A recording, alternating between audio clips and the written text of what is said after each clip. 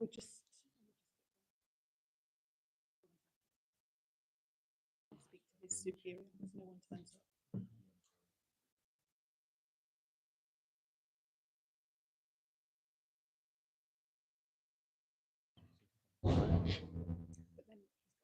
But then he could have rung and told me. So when I spoke to him, I said, "Can you?" And he says, "Well, you've got access notes."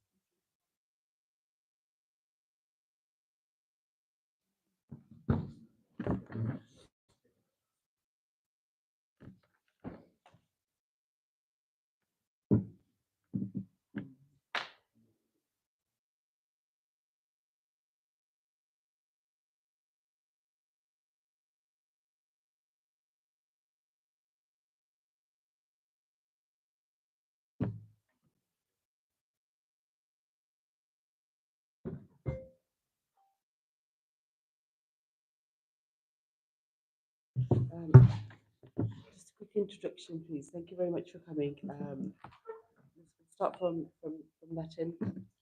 Hello, good evening, everyone. My name is Darshan Singh Matharu. I'm the Community Safety Intervention Officer for West Birmingham. I'm Martin Fletcher. I'm one of the Community Safety Partnership Managers for Birmingham City Council, and I deal with the supported exempt accommodation side of the role. I'm Pam Powis, and I'm Head of Service for the Community Safety Team, Birmingham City Council. Councillor Mumtaz Hussain, Councillor for Aston Ward. Good evening, everybody. My name is Salim Mia. I'm one of the heads of service for Birmingham City Council Housing Department, managing social housing for Birmingham City Council. So the purpose of this meeting is we had a meeting 2 weeks ago regarding the supported accommodations and the trouble that it's bringing to Aston. We did invite the police. Unfortunately, police didn't turn up last time. We invited them this time as well. And they did say that they were coming. They told me that they were coming, and they told yourself that they were coming. They did.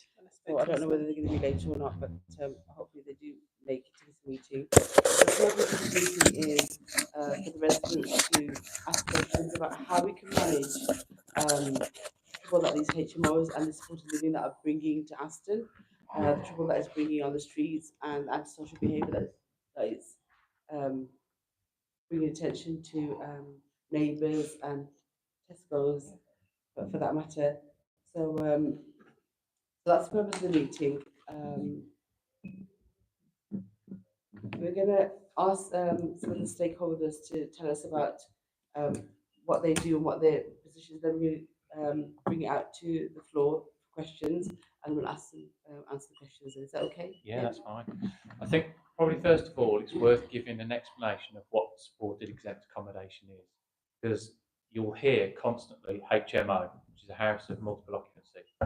Supported exempt accommodation is not that. They are completely different.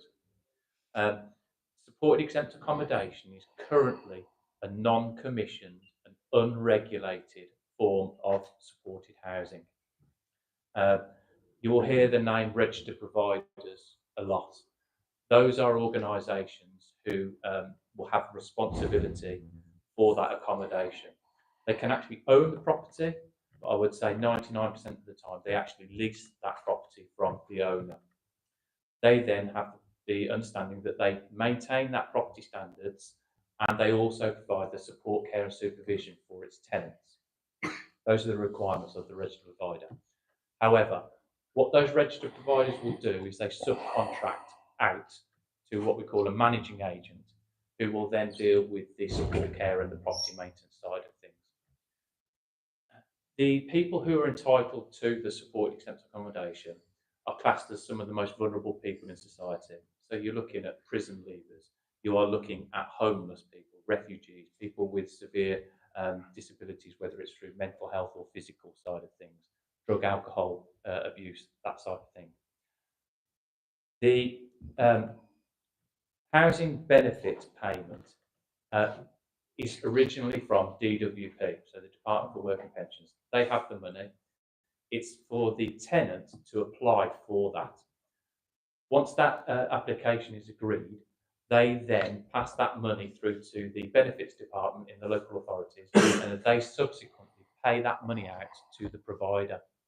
The tenant does not get that enhanced housing benefit. It goes direct to the provider, who's then utilising that money that they've come through for certain things, including like the rent, utility bills, and obviously to make sure that that support, care and supervision is being provided. As part of that criteria for that enhanced housing benefit, they are supposedly supposed to be providing the support, care and supervision. Okay.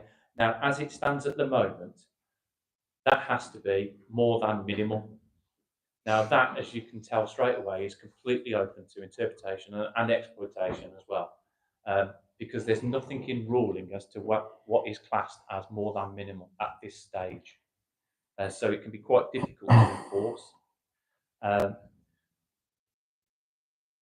So the current limitations then with regards to supported exempt accommodation, like I say, it is not a HMO. Most HMOs are under what we call a mandatory licence. Supported exempt, clues in the name, are exempt from it. They're not privy to that because they fall outside of that licensing regulation as it stands at the moment. When processing applications to become a registered provider, that benefits service, who basically checks to see if they're able to provide that information, cannot refuse that application unless they do not meet the specific criteria that is requested. So we cannot, at this stage, refuse an application on, for instance, saturation of the area. So this is just an example. You've got a road and it's already got 6 properties on that road, which is what we cannot refuse that at this time, just because we've already got lots of properties on that road. It doesn't fall within the legal requirements at this moment in time. And also with regards to planning permissions, supported exempt accommodation doesn't fall within the Article 4 of planning, which is where you have a dwelling, which is a Cat 3, and you want to turn that into a Cat 4, i.e. where it can be utilised for multiple people in a property dwelling. It doesn't fall within that requirement either. So that, as you can see, there's limitations on what we can do at this time. So in order to gain that SEA status, the registered providers or the organisation that's doing it have to be either a registered provider. Now, at the moment, benefits, all they need to do is check the regulatory of social housing website. If that organisation is on that website, they've met the criteria, full stop, which means that they can carry on and have accommodation properties in Birmingham or elsewhere. If they're a registered charity, they have to check the Charity Commission's website. If they're on that website, again, they meet the criteria. Or if they're a voluntary organisation, that's when the benefits will request evidence from them to show that they are operating as a not-for-profit business. And then if they can meet that requirement and show us the evidence to do that, again, they are meeting the criteria in order to become supported exempt accommodation. So really then, what are we trying to do? Well, Birmingham City Council has actually, believe it or not, took leadership on the whole of this throughout the whole of England and Wales. Yes, we probably have the most properties compared to any other local authority, but we took the initiative through the government funding in order to get this looked into, because we know there are concerns. It's pretty obvious that there are concerns with it. So we're one of the key national now stakeholders that have lobbied the government to instigate and introduce the better regulations and the oversight. That has now started with what's called the Supported Housing Regulatory Oversight Act of 2023. That is getting now in the process of being enforceable. It's just at the moment through strategic development with the government and local authorities as to how that will be implemented. But the idea is that will then set up the licensing. So these registered providers will then become under a license agreement, and if they're not meeting that criteria, then we can withdraw that license, which would then mean that they would no longer be the registered provider in that area, which we don't have that capability at the moment. That will be an extremely good strength for us. It will also include things like the regulations around the property standards and the support being provided. So that will have a national housing standards and establish a set of minimum standards, which at the moment is open to interpretation and exploitation. So hopefully that will narrow that down. And also at the moment, it will then grant the local authorities the authority to regulate the establishment of supported housing within their respective areas. which would then mean that we'd have some sort of capability to prevent the oversaturation in areas and things like that. But you also have to look on the other side, is obviously we have a duty of care for those homeless people, etc., for their vulnerabilities as well. So we have to sort of balance the sides, but we will at least have that capability then to look at that. And as I say, that's still under consultation at the moment, but hopefully it is at least progress being made. And then I thought it's probably wise to give you a bit of an overall picture of supported exempt accommodation purely in Birmingham alone. Just to put it in perspective, there are now just shy of 31,000 claims in the whole of Birmingham. So that's 31,000 tenants in Birmingham who are claiming the enhanced housing benefit to live within supported exempt accommodation. That equates to just over 10,000 properties in the whole of Birmingham as well, which are being used for supported exempt accommodation. And with that, there are 163 different registered providers. So they have the responsibilities for those 10,000 properties and those just shy of 31,000 tenants in the whole of Birmingham. This constituency itself comes under the Perry Bar constituency. That currently has just over 6,000 of those claims.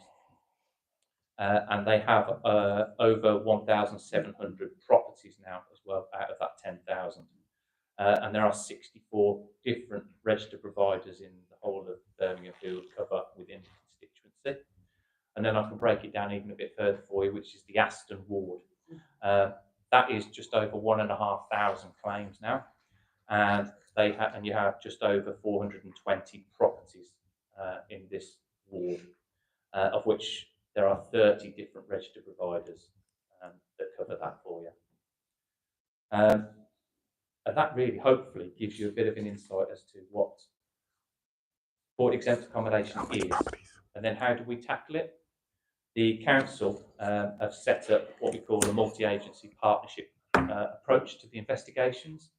So I chair 2 meetings a week, called the operational tasking meetings, one on a Wednesday, one on a Friday, whereby I have the people from all of the different relevant departments, such as adult social care, planning, benefits, housing, and the community safety team. We all come together, and if a complaint has come through or a concern has come through which requires a multi-agency inspection or a visit or investigation, that's when we have those meetings and we're able to discuss the best options going forward and who can deal with which areas of the business. So we've got that multi-agency approach now. And by doing that, we've managed to conduct investigations and inspections, utilising the skills and the knowledge of all of those people in order to try and achieve the best outcomes that we possibly can. Hopefully that gives you a bit of a... You mentioned that the licensing is under with the moment. How far down the road are we when we expect the license? That is a bit of a how long's this string? Yeah. We have massively been pushing it because we want it in as soon as we can get it. I don't want to be held, but I'd like to say within 12 months to 2 years, I would suggest that all of the local authorities and the government would have sort of made the decision on what their strategic development will be for it. Just to add on that, so the legislation came in 2023, and we're now in 25, and we're still at that point of negotiating what the legalities of it should actually look like, because when they brought the legislation in, they brought it in without really full consultation. We've contributed to that consultation afterwards when we were allowed to, and there was very, very clear gaps that would leave the system open for abuse if that legislation was fully brought in as is. So the fact that it's been delayed, I know it doesn't feel it, but it is a positive thing because it means the government are listening to what we're saying in relation to the fact that that current legislation, which they wanted to bring in initially, isn't going to be fit for purpose. So the fact that they've stopped that and not brought it into law and are listening to us is a positive thing. But these things do take, the motors don't run quickly there, do they? Yeah. Hi folks, my name is Inspector Ellis Turner, so I'm from West Midlands Police. So my role is I look after 8 different constituencies. So I look after Aston, Smallheath, Newtown, Highgate, Winton Green, Ladywood, Jewellery Quarter and Soho. No. How can you manage so many? Yeah, there's only one of me, so no. I mean, we have loads of different neighbourhood teams. So the role is health is the strategic oversight, but you've got sergeants, you've got PCs. So there's teams that look after those areas, which I'm just there as the oversight in terms of performance, looking at how we run things, all that kind of stuff. Not unless there are any kind of specific questions around housing management. Of course, if there's antisocial behaviour being perpetrated by council tenants, we really want to know about that. We want residents to report any kind of antisocial behaviour that's occurring in properties that are owned by and we have a website which is www.birmingham.gov.uk. We also have an ability for you to go through your Brum account, and I can also give you a telephone number, which is paper handy, 0121 464 7269 is the number we would like you to call if you want to report any antisocial behaviour.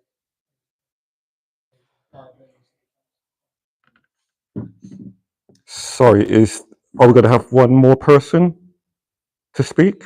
Martin has kind of explained what the assembly communication is all about. All right. Can I say something here? Raymond, just give me 1 second. Okay. So I'm going to give it up to the floor now, and if anybody wants to ask questions, we'll take all the questions, and then if you want to make a note, and then you can answer the questions. Is that okay? So we'll take questions. Whoever's hand up first. So Raymond, do you want to go first? You sure you're finished? Yeah. Right. I just want to relay on things that were discussed on the last meeting. It's nice that we have rules and regulations from the city council. Very nice.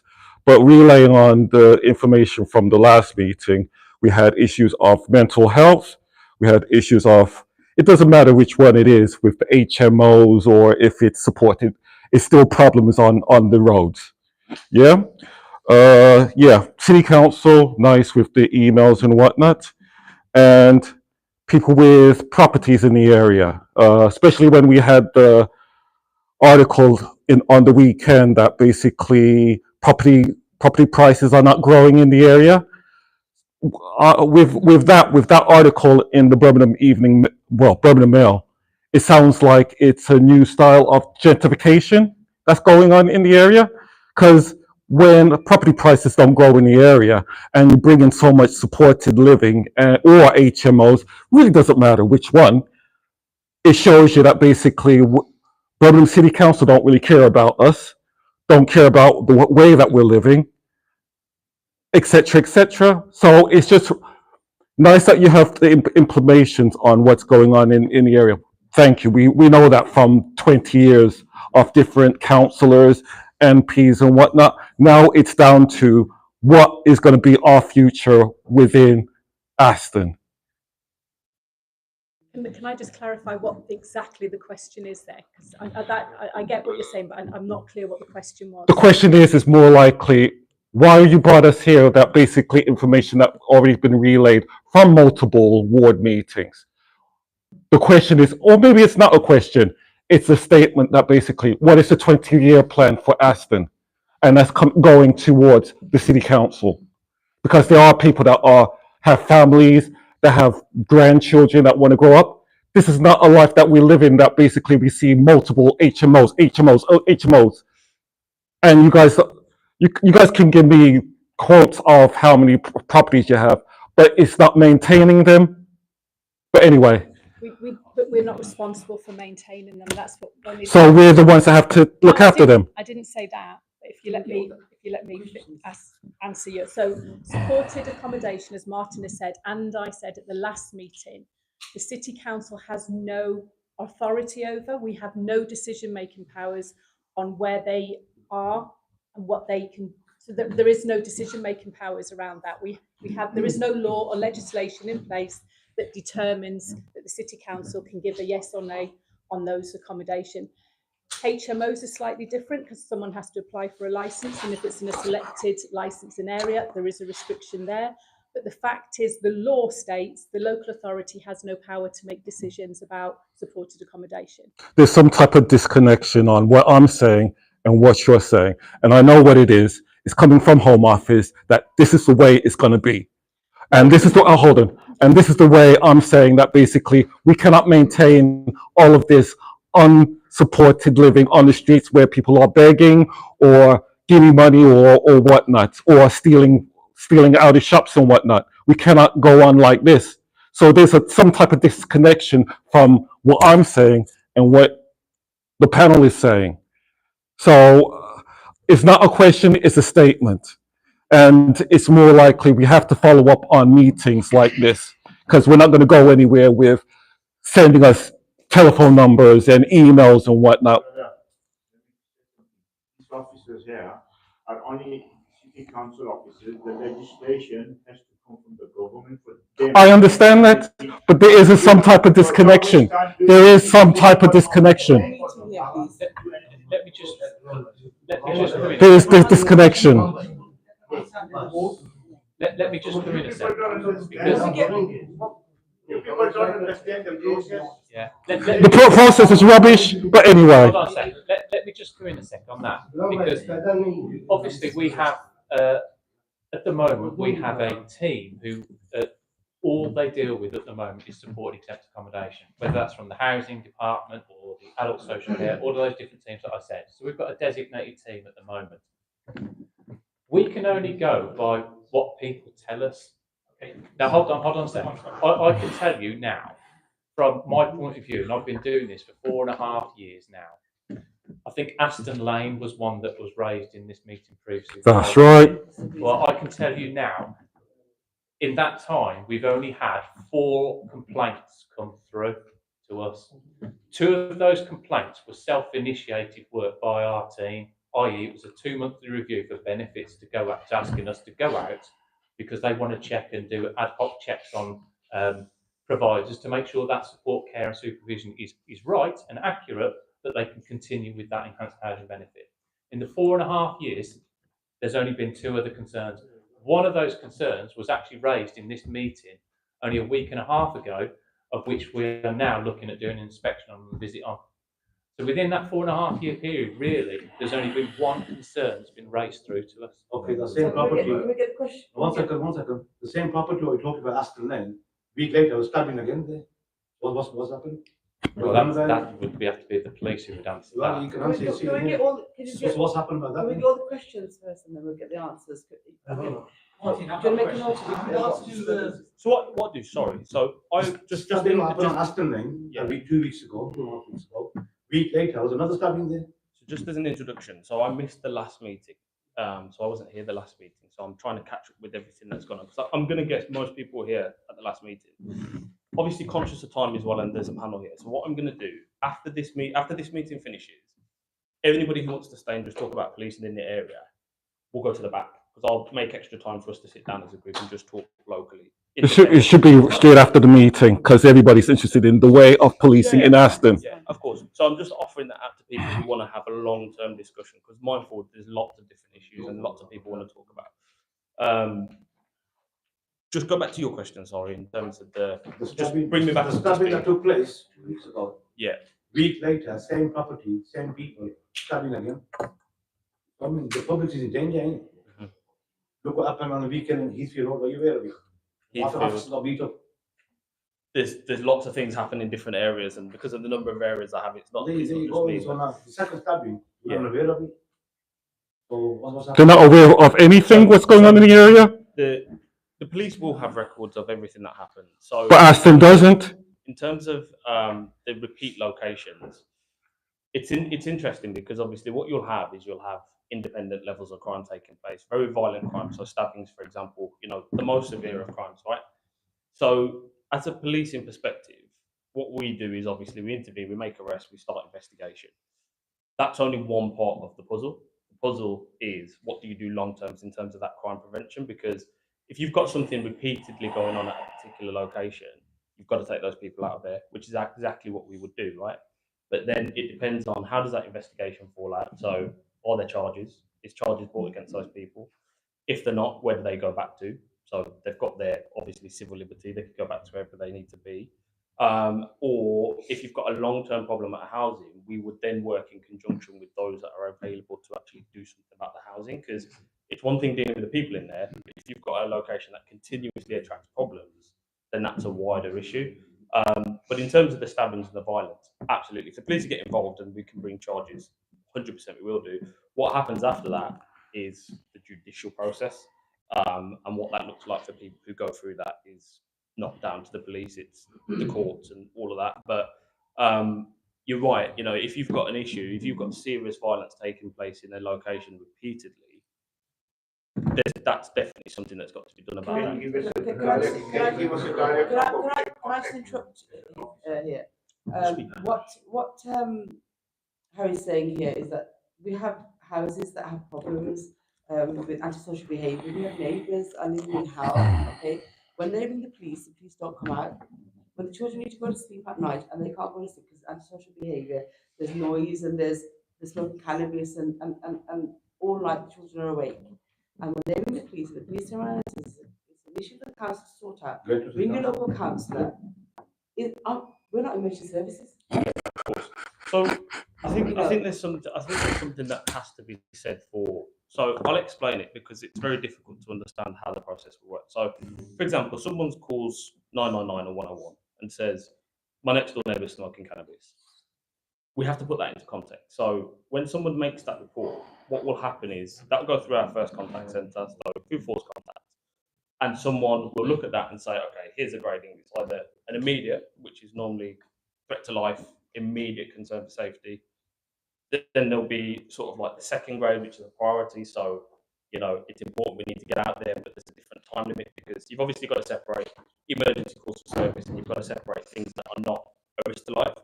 And because there's only a finite number of officers every day on shift, there's got to be a sort of grading in terms of what those calls for service are. One thing I will say is it's not necessarily a case of the police coming out because the issue is if you have a long-term housing location where there's crime taking place in that house day in, day out, the police can go out to that several times a day. But if those same people are going back there after they've been through the courts or been released from custody or whatever, you're going to have the same problem. But this is where you've got to collaborate with the stakeholders there, and you know, things need to be done more swiftly because sometimes what we're finding is it's taking months and months and months before someone can get evicted. But for a parent, you know, let me tell you, a lot of children in that area have been traumatized. Their education has gone out the window. Let me tell you something right now. Yeah, so when they go onto the road, start drug dealing and shooting, it's down to yourselves, not to their parents, down to yourselves. If you act on it now, you can help them out. 100%. The other is going on, I don't think it's going to happen, mate. are you going to say something? Okay, I've got a question. Martin, specific to Martin. So Martin, you run the team which is you kind of semi-manage, shall we say, is it the exempt? Yeah, support. Yeah, I deal with the community. This is where the main issue is. Yeah. It's within the properties that you manage. We haven't got no issues with the HMOs. Obviously they're regulated and they've obviously they haven't got that much problem as much as the ones that you're working alongside. Is it RSLs, registered social landlords, that you're working alongside? Registered providers. Yeah, providers and that is Providence and all these rest of them, yeah. Okay, so you guys actually take the money from DWP and then you release the money to. So who actually makes the payment to these registered? Well, companies, providers. It's the DWP's money. Okay, yeah, but who they then give it? They give it to the local authorities. Okay, so that's your team, yeah? No, it's no, not. that's benefits. Okay, benefits, but okay, so it's BCC that releases the money, yeah? The local authorities Okay, will so release. at what point do you stop paying them the rate? Well, like I said to you, if they meet that criteria, then we cannot. Hold on a second. Hold on. Yeah. So I know you're answering the question, but you're going off track. I'm just trying to bring you back on track. In terms of, right, so a scenario, can you give me a scenario where you don't pay someone, say a registered provider, if we can evidence and show that that support, care or supervision is not happening. Okay, and how do you do that? No, Sandra. So how do you do that in terms of We do that now by going out and conducting visits and inspections at the property. Okay, Speaking with the tenants directly, Okay. and we can ask for evidence of support plans, but also benefits can do that as well. Okay, So they will ask for that that's fine. information. How often are you doing this? Well, we're doing as much as we. No, how often? I'm Okay. asking. Well, that can vary because it depends on the number of people. Is it done on a monthly basis? Bi-monthly basis, or what? I just want to Daily. know the context. We do inspections and visits daily. What you've Per got, property, I'm on about yeah, like per but, property. yeah, but what you've got to understand is, like I said to you, there's over 30,000 tenants. Okay, there's over 10,000. 1,700 you stipulate. Yeah, and there's 10. 1,700 within the Yeah, but we don't just cover Perry Bar. We cover all of the whole of Birmingham. Okay, So you're I'm talking. specifically speaking about. Let me finish. There's 10,000, over 10,000 properties. Okay, I have a team of 4. Housing will have a team of about 6, and adult social care have a team of about 3. Okay, so you've got to be mindful of how we're, and very much probably like the police, we have to go out to certain area inspections. If we have complaints and concerns coming through, then we will look at that, and then we decide on the multi-agency point of view as to whether it goes through or not. But we can also deal with things as what we call as normal business. So, for instance, if a concern or a complaint comes through and it's purely to do with the property standards and the maintenance of that property, the housing team will specifically say, we don't need that multi-agency point of view at this time. We will go out and do our own inspection and deal with that matter. If out on that inspection and visit, they then go around this property and say, yeah, the standards are pretty poor, but also it looks like that support, care and supervision isn't happening, they will then bring it through the operational tasking meetings, and then we can have a multi-agency visit or inspection go out. But so we go out on inspections. My team go out on inspections daily. But you've got to remember they cover the whole of Birmingham. So Darshan here has the whole of the west to cover.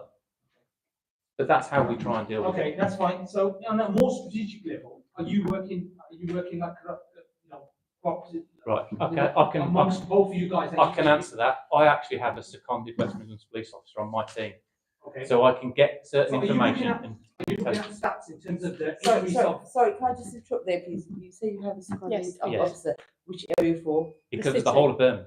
Because I know there was one for Stockton Green, but. No, there's No, never been there's just never one been. for Stockton So- Green. No, we have one seconded police officer who helps The whole project. the whole The whole project, of and supporting yeah, the whole of Birmingham basically. But they will able. 30,000 houses, you say, 30,000 people. Yeah, Yeah. I And get. there's a team of 15 of you, how does that make sense? Yeah, Just well, that's what we've but got. before How this, does that make sense? yeah, but this is What's the population in Birmingham? because this is what we're trying to achieve, though, isn't it? By having this project and this pilot put out there, we're highlighting all of these issues and concerns to the government. They're the ones who are going to make the final decision at the end of the day, aren't they? It's down to them. Okay. But if this project and this pilot wasn't funded at all at the moment, we wouldn't be here now giving you any of this information. But your management, so you could have raised that.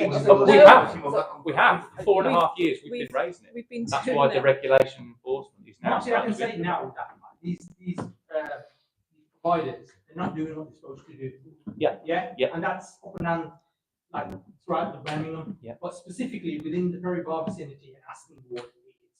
When we have the reports and we go out and we can prove that they're not doing what they're supposed to be doing, we have that benefit claim withdrawn, and we've, as we stand at the moment in this project, we've pulled back 8.4 million pounds worth of housing Can Perry benefit. Bar and Aston be looked at as a priority? If you correlate that with the crime rate. If you report it, we'll deal Yeah, with but it. what You're I'm not saying is, reporting it. but you're not reporting it. Okay, I'm here. I'm voicing my opinion. Yeah, I get that. Look, there's a lot of people here that don't do this because they have got faith within the local authority or the police or what have you. But what I'm saying is, you shouldn't kind of shun everyone because, it's not been raised, so therefore we can't do anything about it. That's not the attitude that we want to kind of. But we're not mind readers. You need to tell us. Yeah, you need to tell us what the problem is. We We can need to respond. work smartly with the police to look at the stats and say, hang on, there's been a spike in a certain area, and you know what? We need to cover that area. We need to do more, to do with these addresses. Look at whether they've got the support or not, and then go from there. You need to work smart because clearly you're understaffed. Yeah, You know, there is. that's clearly what in I terms would of- never ever disagree with you on that. need I know to we're work understaffed. more, Yeah. refine your work, and There are no areas more. there are no stats because you're not reporting. So it's down to us. Yeah, it is. If you're saying there's a problem there, and you Talk to the next one. Talk to the next person beside you on what the policing in this area is like. Talk to him. That was my point. So obviously we want our issues with the beggars around Aston and Tesco, and we want a root cause. So I know it's regulated for Birmingham City Council, but how do we then report the concerns? Because obviously the properties on that road, it's obviously causing a concern, and then it's going into Tesco and they're begging and causing ASB.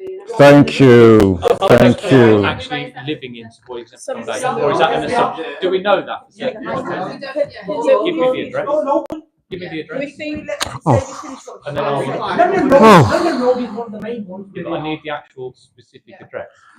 It sounds like a deterrent from my angle. So we have to go and start investigating and start writing down. No, we're not Exactly. asking you to investigate. We're asking you Sounds to like a provide deterrent. an address. That's not an investigation. That's telling us where you think the problem is. We've got a whole plan around Tesco's because we're aware of the problem and it's been reported, and we've got a plan. I don't know if Georgie and Michelle have been out and spoken to you. They're from my team, and there's a whole plan around the issues around Tesco's because we've been made aware of it. If you want to pull up some reports to do with the police, how many calls have been made within the Aston Lane vicinity, and you'll have a dossier. Yeah, well, I've told you that, haven't I, from my perspective. No, but you'll have your addresses. Are you finished? Yeah, I still want to understand. Okay, so. Yeah, folks, could I just take over at this point, please? So, just in regards to that and Aston Lane. So the last meeting there were 3 roads that were fed back into me: Selston Road, London Road, and Aston Lane. Is that correct? So one is where sorry. So yeah. So I'll talk about I'll talk about Aston Lane because Aston Lane is obviously where the Tesco is, and that's a concern. So just to give an idea, because I think what's really important is understanding how different processes work at different levels, and that will give you a better idea of understanding what the chain is, kind of thing. So we all know begging is an issue right across Birmingham. You only have to literally drive down the road and there'll be people at traffic lights and stuff begging right across Birmingham. You need to kind of robberies, burglaries, Drugs. drugs. 100%. Class A drugs that are being pushed, needles. From actual stabbings on Aston Lane. You know what I mean? From drug dealers. Yeah. Fighting machete attacks. 100%. All the rest of it, firearms being used. 100%. So Get this, begging. That's not even. So let me come back. Let me come back on the question that she's coming, and we'll talk about that bit there. So, just in regards to Aston Lane, and the beggars that you get, part of the issue, as you will rightly know. So don't tell me if I'm telling you something that you already know. You'll have a number of different people coming into your stores, more than just local beggars, but it's people that just come in. They're opportunist thieves, basically. Just people that will come in and take chances. They'll literally walk in, and it's not just Tesco and Aston Lane. It's every major supermarket store and street shops and stuff right across the country, right?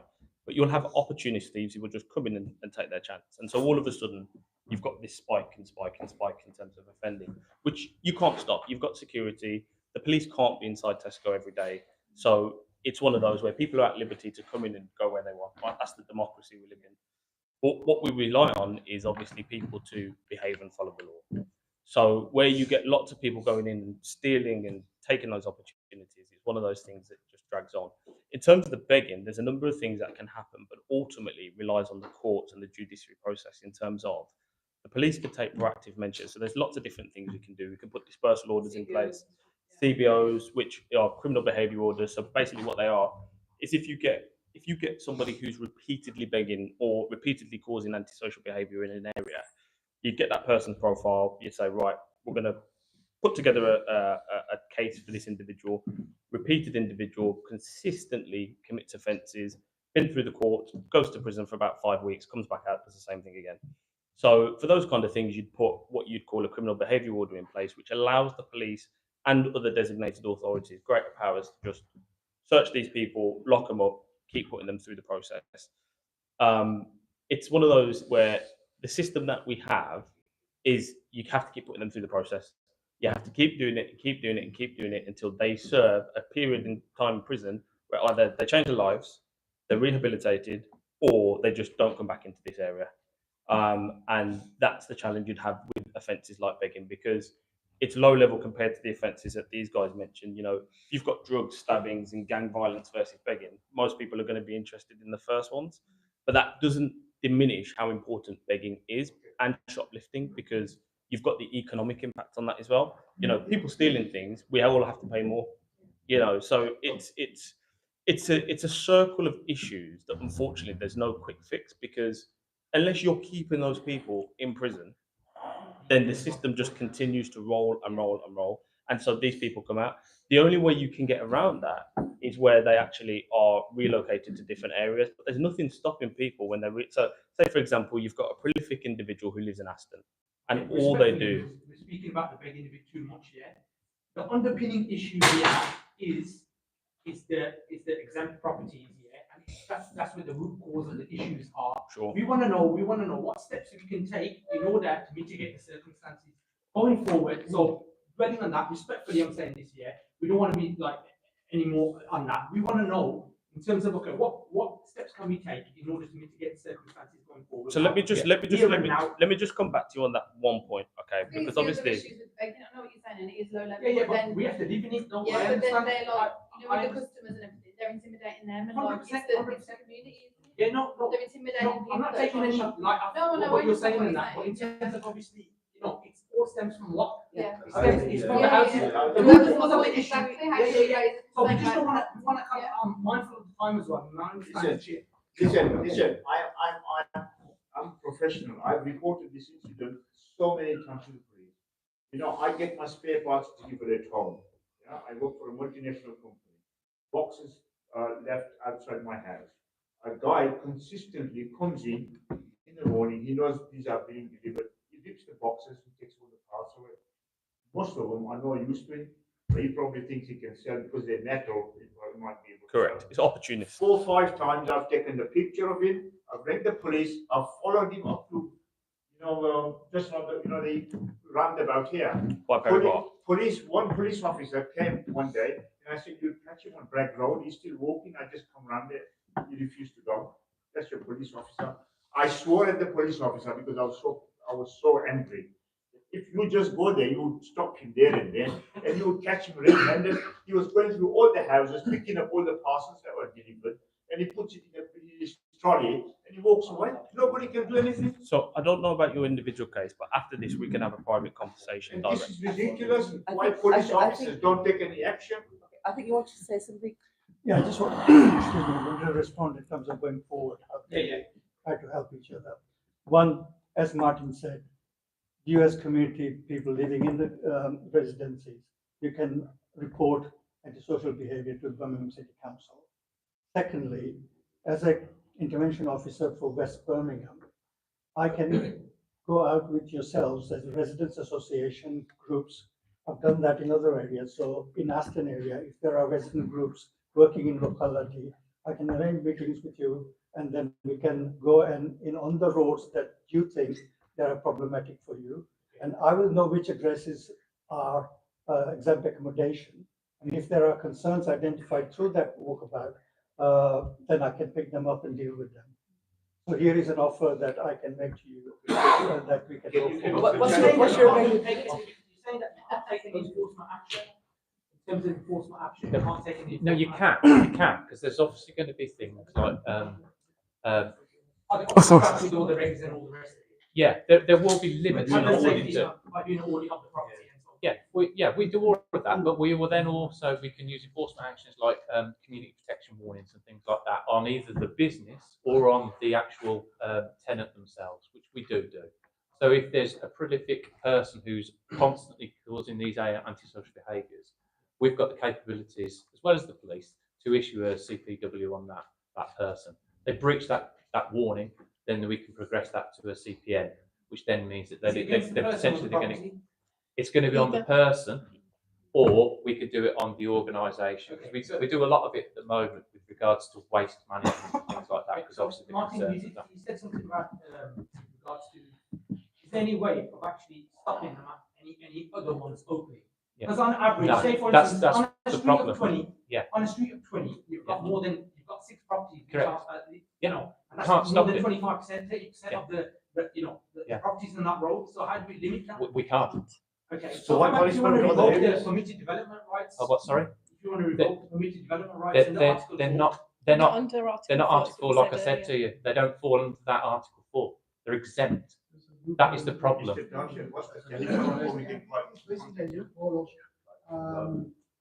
Another way of bringing HMO into place.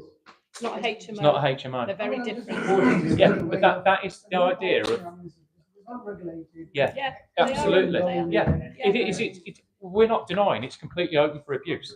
We're not. That is the reason why Birmingham City Council took the initiative to actually work with the government and work with other local authorities in order to get the Regulation Oversight Act in place, which is what we're in the process of done. It's gone through enforcement capabilities and Parliament sign-off, etc.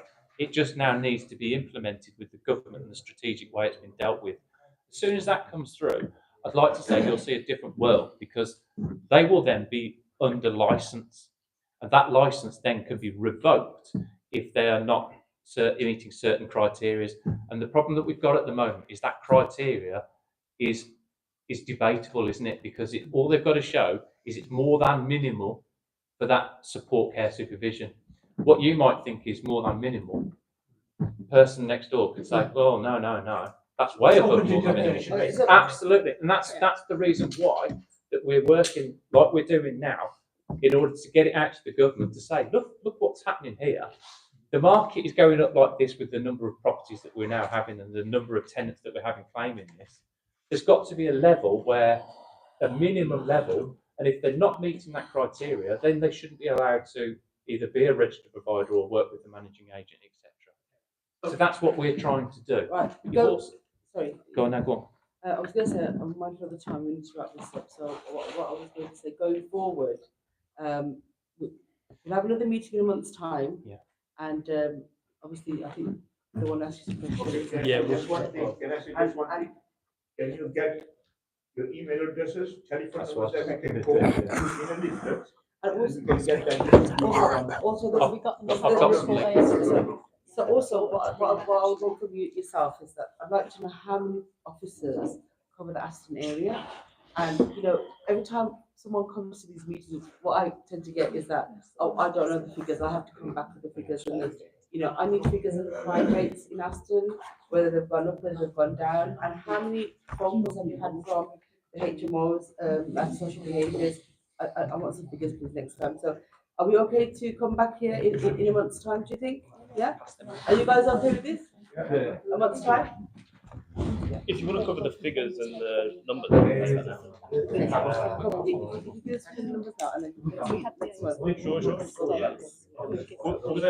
We're going to chat with these guys.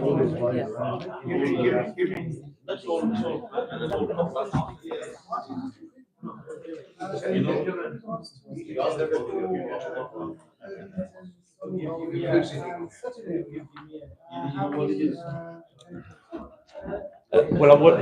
We don't cover Solihull. We don't cover Solihull's Solihull. That's not No, Birmingham. That's but not if you needed the data for What about me? Irvington and all that, I'll give you my email. No, he hasn't. And then I can give you all You the sure? details for all of that. And so, yeah, the whole of Birmingham, I can break it down for you. The east, which is what this, the west. Yeah, there is. Is there any other business? Thank you. Hold on. Your team recently conducted some visits.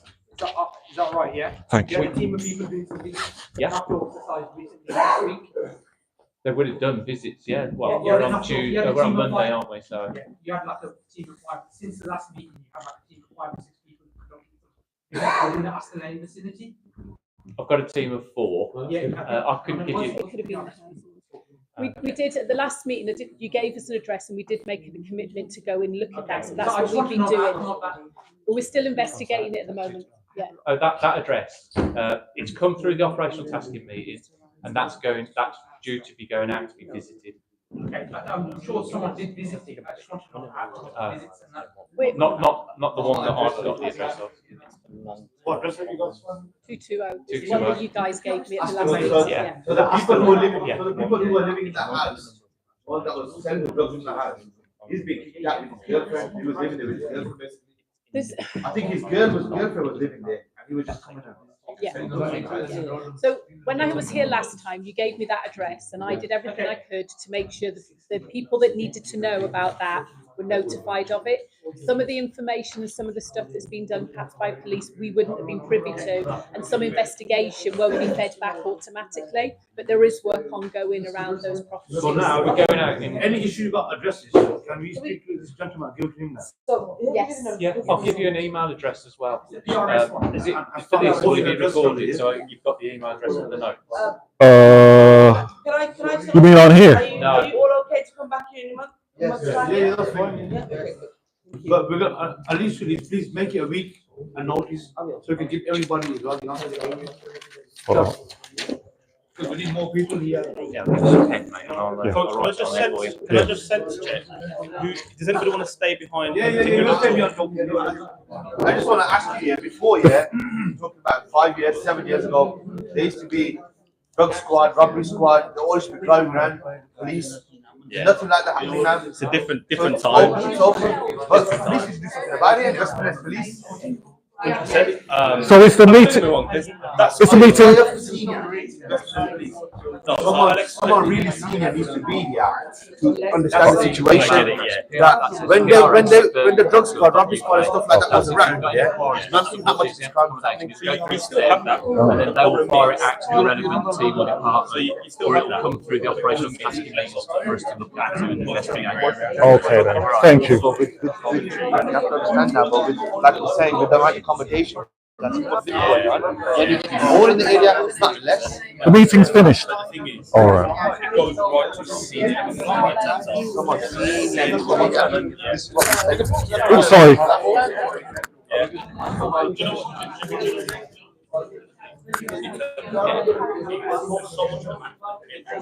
Yeah.